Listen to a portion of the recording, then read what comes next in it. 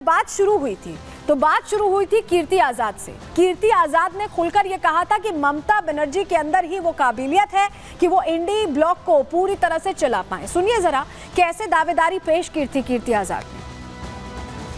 सब घटक दलों से इंडिया ब्लॉक के ये मांग हो रही है कि ममता बंदोपाध्याय जी से कोई बढ़िया और नेता नहीं है जो इंडिया ब्लॉक का नेतृत्व कर सकता है।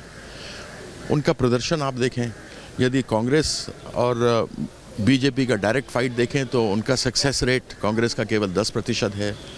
आप ममता जी को देखें तो उनका 70% स्ट्राइक रेट है बीजेपी के विरुद्ध जीतने का। अभी भी जो उपचुनाव हुए उसमें भी हमने देखा कि किस प्रकार से छक्का मारा और नरेंद्र मोदी जी और बीजेपी पश्चिम बंगाल के बाउंड्री के बाहर हो गए। तो कीर्ति आजाद ने दावेदारी पेश की, लालू यादव का बयान आया, लेकिन और जो साथी हैं इंडिया ब्लॉक के वो क्या कहते दिखाई दे रहे हैं, चलिए आपको बताते हैं। इस पर उनकी क्या राय है, आपके सामने रखते हैं वो राय। आरजेडी की बात कर लें, ममता बनर्जी को नेतृत्व दिया जाए, लालू प्रसाद यादव को आपने सुना। शिवसेना यूबीटी क्या कह रही है, लीडरशिप बदलकर ताकत बढ़ेगी तो विचार हो, सोचा जाए इस पर। वहीं एनसीपीएस क्या कह रही है, ममता आगे आए तो स्वागत है, यानी अगर वो आगे आके जिम्मेदारी लेती तो शरद पवार तो स्वागत कर रहे हैं। समाजवादी पार्टी का ये कहना है कि पूरी तरह ममता बनर्जी के साथ है, वो भी ममता बनर्जी को आगे कर रहे हैं। नेशनल कॉन्फ्रेंस ये कह रही है कि टीएमसी पहले अपना पक्ष रखे, यानी यहाँ पर नेशनल कॉन्फ्रेंस की तरफ से भी मना नहीं किया जा रहा है, इनकार नहीं किया जा रहा है कि नेतृत्व अगर होगा तो आगे देखेंगे कि क्या होता है। और इसको लेकर रिएक्शंस भी आए। संजय राउत जो सांसद है शिवसेना के और कल्याण बनर्जी कैसे अपनी अपनी बात इस पर रख रहे हैं, उनको भी सुन लीजिए। कोई सवाल राहुल जी के लीडरशिप पर नहीं उठाएगा, न हम भी उठाएंगे। राहुल जी नेता है हमारे सबके, कांग्रेस के भी नेता, हमारे सबके नेता है। देश में जो माहौल खड़ा किया है मोदी गवर्नमेंट के खिलाफ, उसमें राहुल जी का योगदान बहुत बड़ा है। ये हम सबको मानना पड़ेगा, हम सब मानते भी है। इंडिया ब्लॉक के बारे में अगर हमारे कुछ साथी हैं, चाहे टीएमसी हो, चाहे लालू जी हो, अखिलेश जी हो, उनकी एक अलग राय बनती है। हम सब मिलकर इंडिया ब्लॉक बनाए, सिर्फ कांग्रेस नहीं है। कि ये बात तो हम पहले ही बोला था, कांग्रेस को समझना चाहिए ये कांग्रेस का लीडरशिप में इंडिया अलायंस फेल हो गया। देश में ठीक बीजेपी का विरुद्ध में जो लड़ाई है वो ठीक से नहीं हो रहा है, तो ममता दी को ले आएंगे लीडरशिप में, उसमें अच्छा ही होगा। तो सुना आपने, कल्याण बनर्जी तो अच्छा बता रहे हैं ममता बनर्जी की लीडरशिप को, लेकिन इमरान प्रतापगढ़ी कांग्रेस सांसद कह रहे हैं कि इस कुर्सी के लिए मुफीद नेता राहुल गांधी ही हैं। सुनिए जरा। यह ब्लॉक में एक आंतरिक लोकतंत्र है, लोग अपनी अपनी बात रख रहे हैं, ठीक है, रखें। देश जानता है लीडर कौन है, देश जानता है 4000 किलोमीटर चल के सड़कें किसने नापी हैं, देश जानता है कि इस देश में नरेंद्र मोदी की सांप्रदायिक राजनीति के खिलाफ, भ्रष्टाचार की राजनीति के खिलाफ, तानाशाही की राजनीति के खिलाफ कौन एक व्यक्ति है जो सर उठा के लड़ रहा है, उसका नाम राहुल गांधी है। देखिए, इंडिया ब्लॉक जो था उसमें सबसे पहले गठबंधन धर्म कांग्रेस ने ही तोड़ा था और उसी का खामियाजा भुगत रहे हैं, साइडलाइन हो गए। कैसे, हम आपको समझा रहे हैं, बता रहे हैं। इंडी में सबसे पहले कांग्रेस ने ही गठबंधन धर्म तोड़ा था। हरियाणा में कांग्रेस खुद को बहुत मजबूत मान रही थी और यही वजह कि अकेले चुनाव लड़ने की बात थी। कई बैठकों के बाद भी आम आदमी पार्टी के साथ बात नहीं बन पाई थी और अकेले चुनाव लड़ा था कांग्रेस ने। हरियाणा विधानसभा चुनाव में आम आदमी पार्टी को अकेला छोड़ दिया था। तो पहले ही जो गठबंधन की बात होती है उसको फॉलो खुद कांग्रेस ने नहीं किया।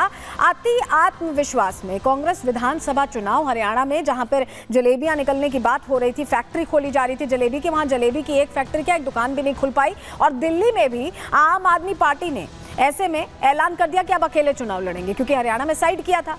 यूपी उपचुनाव में समाजवादी पार्टी ने सभी 9 सीटों पर चुनाव लड़ा। अखिलेश यादव ने कहा कि लड़ना है तो साइकिल के निशान पर लड़ना होगा, इसमें कांग्रेस ने साइड होने का फैसला लिया। महाराष्ट्र की अब बात कर लेते हैं। महाराष्ट्र में समाजवादी पार्टी ने एमवीए से अलग रास्ता लिया, अलग नजर आई।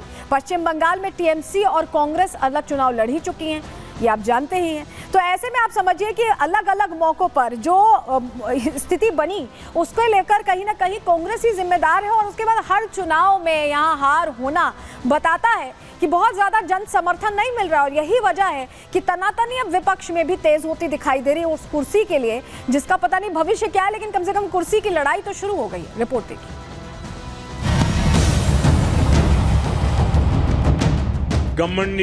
गठबंधन को इसका नुकसान उठाना ही पड़ेगा। वो जड़ों से उखड़ जाएंगे। प्रधानमंत्री नरेंद्र मोदी ने जो महीनों पहले कहा वो अब होता दिखाई दे रहा है।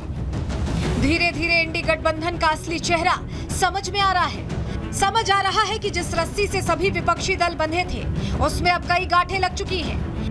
दिखाने के लिए जो विपक्षी दल साथ थे वो अब अलग राह पकड़ चुके हैं। सबसे बड़ा सवाल तो उठ रहा है कांग्रेस पर, जो खुद को इस गठबंधन में बड़ा भाई मान रही थी। लेकिन अब उसी कांग्रेस के नेता राहुल गांधी के नेतृत्व पर सवालों की बौछार हो रही है। मांग हो रही है कि टीएमसी प्रमुख ममता बनर्जी को अब इंडी गठबंधन का नेतृत्व मिलना चाहिए।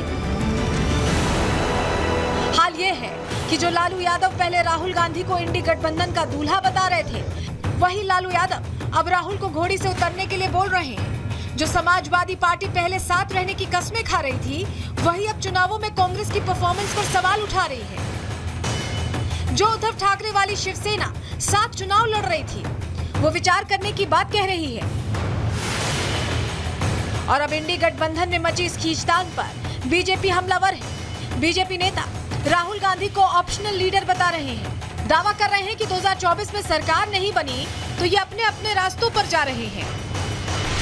विपक्ष में उठापटक चल रही है, तो मुझे तो लगता है सबसे बड़ी बात यह है कि राहुल गांधी को समझाने की कोशिश की जाए कि संसद चलाने में जिम्मेवारी भी बहुत जरूरी होती है। सिर्फ मुखौटा से सदन नहीं चलता। देखो, गठबंधनों का हश्र यही होता है। गठबंधन तो एक छोटी सी बात है। 1977 में एक मर्जर हुआ था, तो एक गठबंधन हुआ था, वो सत्ता लेने के लिए हुआ था, जिसमें जनसंघ का मर्जर हुआ, सोशलिस्ट सपा, संसोपा, प्रसोपा, वो वाली कांग्रेस एक होती थी, संगठन कांग्रेस आदि आदि। फिर क्या हुआ, सत्ता तो मिल गई थी, इनको तो वो भी नहीं मिली 24 में। वहीं लालू यादव के बयान पर भी बीजेपी नेताओं ने निशाना साधा। इंडी गठबंधन को तमाशा बताते हुए ममता बनर्जी को ही निशाने पर ले लिया। दावा किया कि जो पश्चिम बंगाल के लोग अभी झेल रहे हैं, वो आने वाले समय में पूरे देश को झेलना पड़ेगा। ये सभी दल अपने आप को नेता मानते हैं, ऐसे में इनके गठबंधन का कोई औचित्य नहीं है। अभी अपने के ऊपर विश्वास नहीं रहा, तो इसके कारण अभी जो हुए हैं एक स्कैटर्ड सिचुएशन हो गया है। ये सिचुएशन के लिए अभी वो लोग क्या कह रहे हैं, उसके दिमाग से क्या निकल रहे हैं, वो लोग खुद ही नहीं जानते हैं।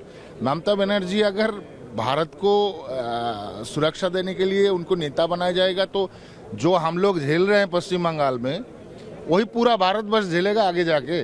देखिए, कान इधर से पकड़िए या उधर घुमा के पकड़िए, दोनों बात एक ही है। उनका विरोध कांग्रेस से है और कांग्रेस के नेतृत्व को वो अच्छा मानते हैं। ये सारे नेता जो इंडी गठबंधन के हैं, वो सीधे कहने के बजाय वो अपने को ममता जी को नेतृत्व करता है या वो मान रहे, ये किसी को कोई नेता नहीं मानता। ये सब अपने आप में अपने को नेता मानते हैं। इतना ही नहीं, केंद्रीय मंत्री गिरिराज सिंह ने तो ममता बनर्जी को मुस्लिम परस्त और देश विरोधी बता दिया। दावा किया कि ममता बनर्जी बंगाल को बांग्लादेश बनाना चाहती हैं। लालू प्रसाद यादव जी तो शुरू से मतलबी रहे। सोनिया गांधी के आंचल में पहले खेला रहा और अब लग रहा है तब दूसरे आंचल में जाएंगे। लेकिन कौन ममता बनर्जी है? वही ममता बनर्जी जो बंगाल को बांग्लादेश बना रही है। पहले वो रोहिंग्या मुसलमानों को चिन्हित करके बाहर करे, बांग्लादेशियों को बाहर करे। ममता बनर्जी का चेहरा मुस्लिम परस्त और देश विरोधी चेहरा। एक तरफ इंडी गठबंधन में नेतृत्व को लेकर मचे बवाल और राहुल गांधी पर उठते सवालों के बीच अब देखना होगा कि ममता बनर्जी और राहुल गांधी के बीच छिड़ी ये जंग किस ओर जाकर खत्म होती है। Bureau report, Republic Bharat.